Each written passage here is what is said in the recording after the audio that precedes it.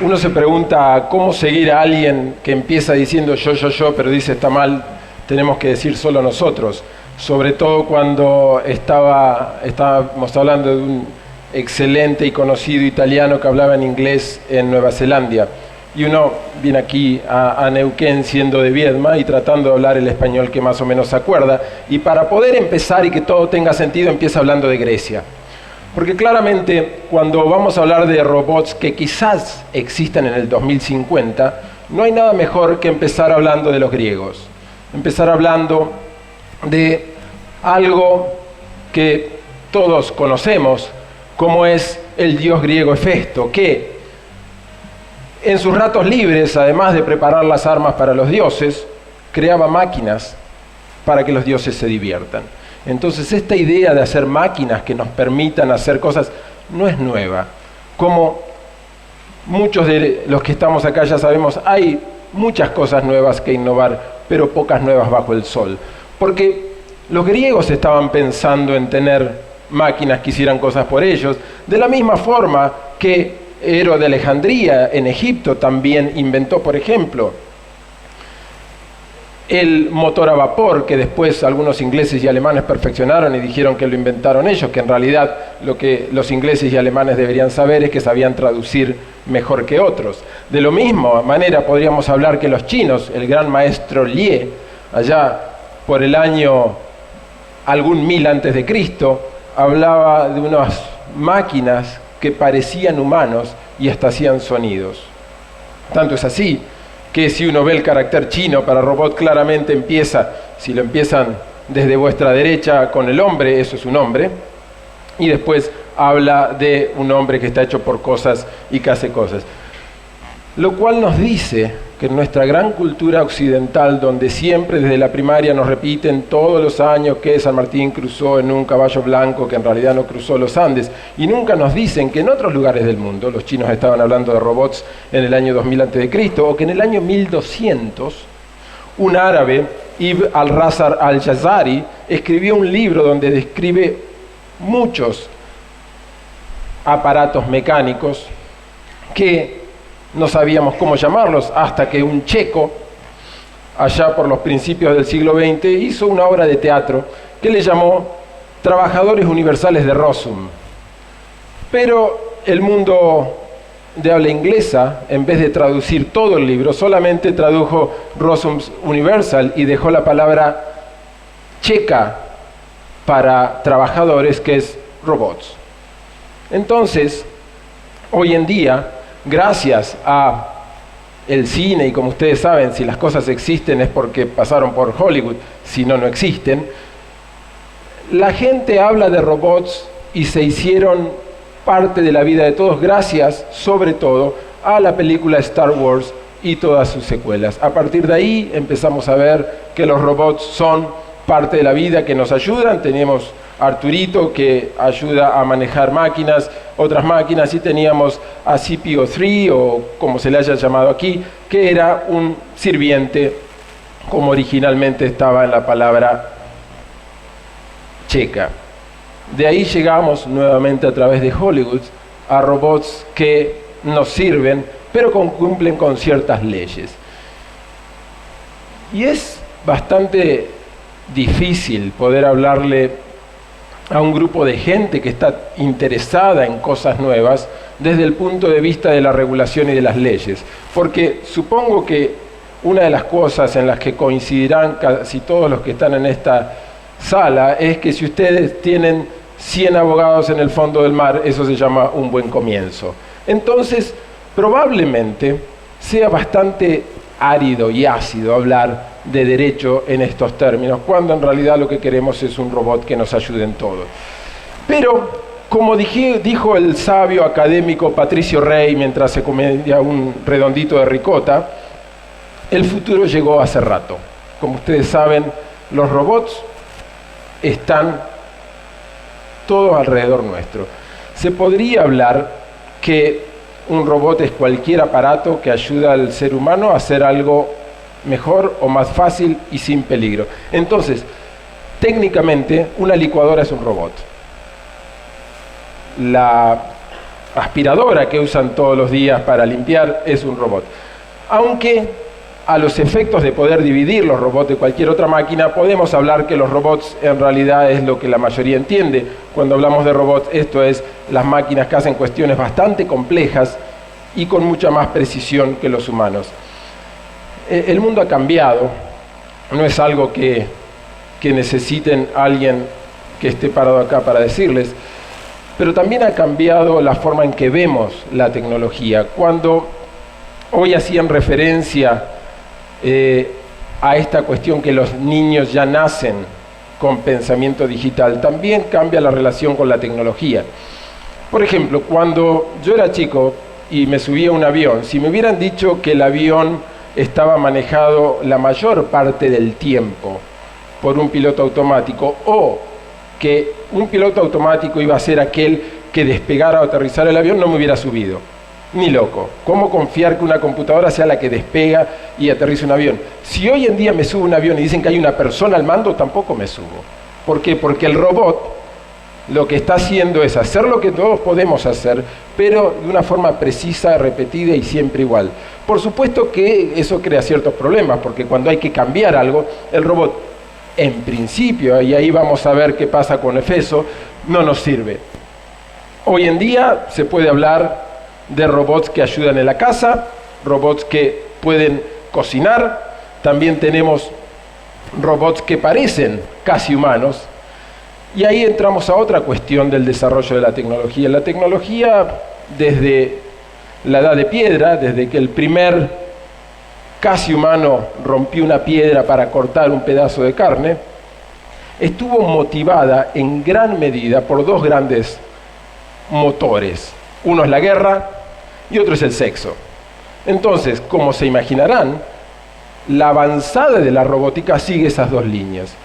Grandes robots para hacer la guerra, y hoy en día hay un gran grupo de robots que tienen que ver con la industria del sexo.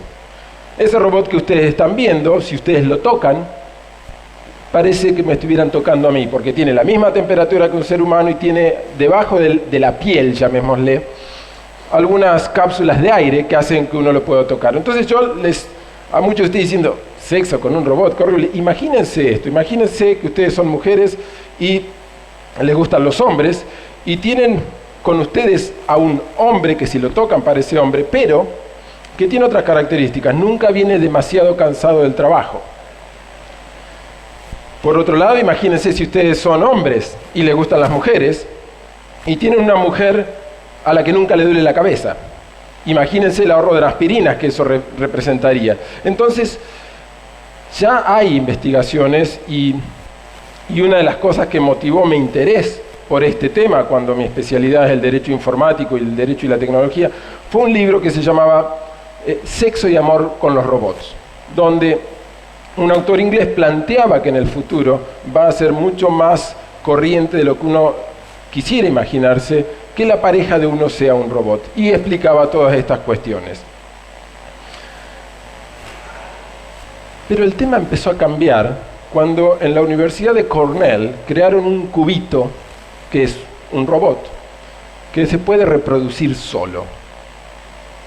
Es un robot que puede hacer otros robots. Entonces ya empezamos a ver cierto dejo de independencia en los robots. Y empezamos a pensar en este delirio que algunos pensaron, en tener robots para la guerra, por ejemplo, que no necesiten de la participación del ser humano. Tener robots como estos que están en la foto, que deciden cuándo la persona que viene es amigo o enemigo, y cuándo es agresor o no agresor, y cuándo viene con intenciones agresivas. Esto, que parece de ciencia ficción, ya existe y están en la frontera entre Corea del Sur y Corea del Norte, los usa el ejército norteamericano. Luego vamos a ver qué problemas trae desde el punto de vista de la regulación de los mismos. Porque ahí viene cuando la diosa griega, la esposa de Zeus, lo empieza a perseguir a Hefesto, que es uno de los hijos de Zeus. Y entramos en este gran conventillo griego que se transforma últimamente todo lo de la realidad cuando lo tocamos. Porque, ¿qué pasa cuando un robot hoy en día comete un error. ¿Qué pasa cuando lo que están viendo es una operación donde los cirujanos están haciendo que operan a un maniquí de plástico y a miles de kilómetros de distancia hay un robot que se llama Da Vinci que está haciendo la operación sobre una persona? ¿Qué pasa si se corta la luz del otro lado? Ni querramos pensar, pero ¿qué pasa si el robot, tanto el de este lado, que está replicando lo que hacen los cirujanos, comete un error, o si el Da Vinci del otro lado comete un error? Normalmente, y aquellos que dicen, no, yo prefiero un cirujano, para las cirugías muy precisas, ahora se usa el Da Vinci porque normalmente no se equivoca. Entonces, si el cirujano esa noche, la noche anterior tuvo una noche medio agitada y le tiembla el pulso, el robot se lo corrige. Entonces, el cirujano dice, yo voy a cortar de acá hasta acá, y hace el corte y el robot corrige cualquier error y lo corta perfectamente, para su concepción de perfección, y ahí es donde empiezan los problemas. Porque vamos a hablar un poco de lo que todos detestan, el derecho. No vamos a delirar con derecho comparativo, simplemente hablemos del Código Civil argentino, que es el que les dice, aunque ustedes detesten a los abogados y detesten al derecho, el Código Civil les dice de qué cosas son ustedes responsables cuando ustedes hacen algo. O sea, a quién le tienen que pagar si hacen algo que les sale mal. ¿Qué pasa cuando una cosa de ustedes hace algo mal? O ustedes hacen algo a través de una cosa. Bueno, normalmente existe lo que se llama responsabilidad por las cosas. Entonces, si ustedes estacionan un auto en una subida, se olvidan de poner el freno de mano, el auto hace marcha atrás y golpea a otro, ustedes podrían decir, yo no hice nada. Bueno, pero tu auto, tu cosa, provocó un daño, lo tienen que pagar. Ahora, ¿qué pasa cuando, si la cosa hubiese sido usada contra la voluntad expresa o presunta del dueño, este no será responsable? Entonces empecemos a volver al robot al cubito de la Universidad de Cornell que hace las cosas solos. Empecemos a pensar en lo que se dio a llamar la singularidad. La singularidad es el momento, hasta ahora teórico, en que el primer robot piensa como un ser humano. Hasta hoy, como insisto, es una fecha teórica, pero una fecha bastante cierta. Según uno de los analistas, eso va a suceder en el año 2029. Otros dicen en el año 2040, y todos los análisis probabilísticos que mezclan todas las distintas teorías lo dan entre el 2030 y el 2040. En el momento que vamos a tener un robot que, además de físicamente verse como nosotros, va a pensar como nosotros. Aquí un pequeño paréntesis: el avance no está tanto en la robótica, sino en cómo entendemos cómo funciona el cerebro humano. Las últimas teorías hablan de que el cerebro humano funciona también en forma binaria. Entonces, si el cerebro humano realmente funciona, son todas teorías, en forma binaria, lo único que hay que lograr es un robot que tenga la misma capacidad de procesamiento que tiene el nuestro. Simplificando la ley de Moore, Moore fue el que dijo que la capacidad de procesamiento se va a duplicar cada 1 año y medio y se va a hacer la mitad de barato cada año y medio, simplificando la ley de Moore. Si eso es verdad, más o menos se da que en el año 2029 vamos a llegar a procesadores que puedan procesar la misma cantidad de información y con la misma velocidad que la hace el cerebro humano. Y ese día vamos a tener la famosa singularidad. A algunos se les ocurrió pensarlo antes. Allá por el 2008, una prestigiosa revista de computador y derecho, la primera en realidad, le encargó a un académico argentino que en ese momento vivía en Londres que pensara qué pasaba cuando los robots fueran autónomos y cómo los íbamos a regular. Porque el problema que se plantea tiene que ver con algo mucho más profundo que la regulación de la tecnología. Y tiene que ver con cómo regulamos las cosas, porque en realidad lo que sucede acá es que el ser humano, el que cree el primer robot pensante, va a estar creando una nueva especie, no va a estar creando una nueva máquina. Entonces, el día que tengamos un robot que pueda pensar tanto como nosotros, puede decidir, por ejemplo, crear otro robot o una serie de robots. a su imagen y semejanza. O puede decidir que en realidad, en la versión apocalíptica, los humanos son una molestia. O puede decidir lo que quiera, puede decidir. Y ahí está la cuestión. Entonces, volviendo a ese articulito del Código Civil, que solamente lo pusimos como ejemplo, ¿quién sería el responsable? Hoy en día la respuesta es bastante simple. Esos robots, de todos los que vimos, normalmente tienen dos formas de responsabilidad. Si ustedes son los dueños del robot, el robot hace algo, la primera responsabilidad cae en ustedes. Si el error está en la fabricación, claramente tiene que ver con responsabilidad por una fabricación defectuosa. Ahora, ¿qué pasa si el robot simplemente piensa y se le ocurre hacer una maldad? ¿De quién sería el responsable? ¿El dueño? Sería como meter preso a los padres por lo que hace un hijo mayor de edad. No se podría. El fabricante, ¿por qué lo van a meter preso si justamente está haciendo lo que el robot fue diseñado para hacer, que es pensar y decidir por sí solo? Entonces, esto genera algunos problemas que van más allá del derecho y que tienen que ver con algo que ha estado flotando acá durante toda la mañana, que es la relación de los humanos con la tecnología y cómo decidimos organizarnos como sociedad. Entonces, es bueno en ese momento recordar al profesor de hoy de Harvard, Lawrence Lessig, cuando Larry hacía referencia a que hay un error en la sociedad de pensar que solo la ley regula. Regular es de la forma que ustedes actúan. Yo podría preguntarle a cualquiera de ustedes, ¿por qué no vinieron en bikini? Alguno podría decir, y no, porque hace frío. Y si hiciera calor, ¿hubieran venido en un lugar así en bikini? Probablemente no, porque hay una norma social, no está escrito en ningún lado. Es legal venir en bikini, pero uno no lo hace porque hay una norma social que dice que no. Por otro lado, ¿por qué muchos que podrían comprar algo no se compran un auto que consuma 1 litro por kilómetro? Porque por el precio de la nafta. O sea, el mercado también los regula. Lo que ustedes pueden o no pueden hacer depende del bolsillo.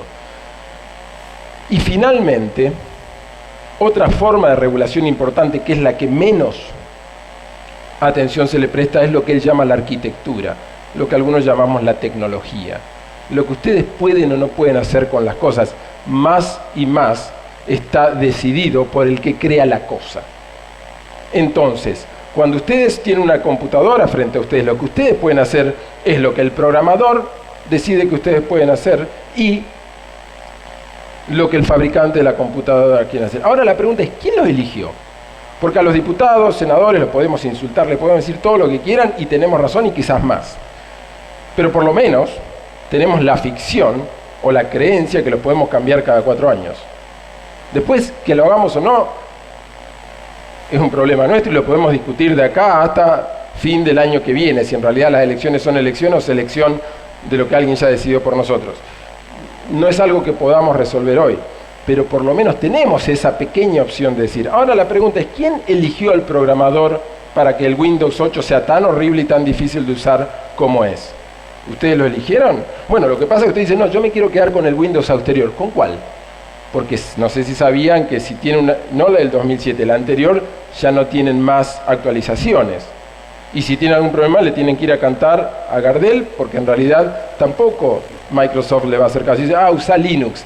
Sí, muy simple si ustedes entienden algo de computación.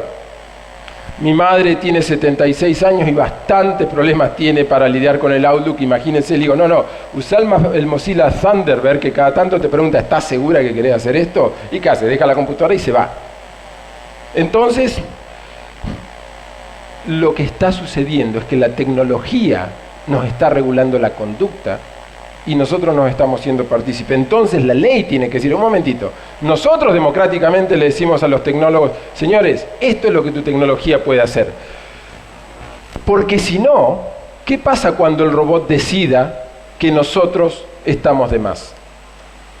Soy de los tecnooptimistas y no creo que eso suceda, pero la opción está. Entonces, quizás lo que hay que hacer con respecto a la regulación de robots autónomos, como en toda regulación que afecte nuestra conducta, es decidir como humanos, como sociedad, autónomamente qué es lo que queremos hacer mientras nos quede algo de humana autonomía.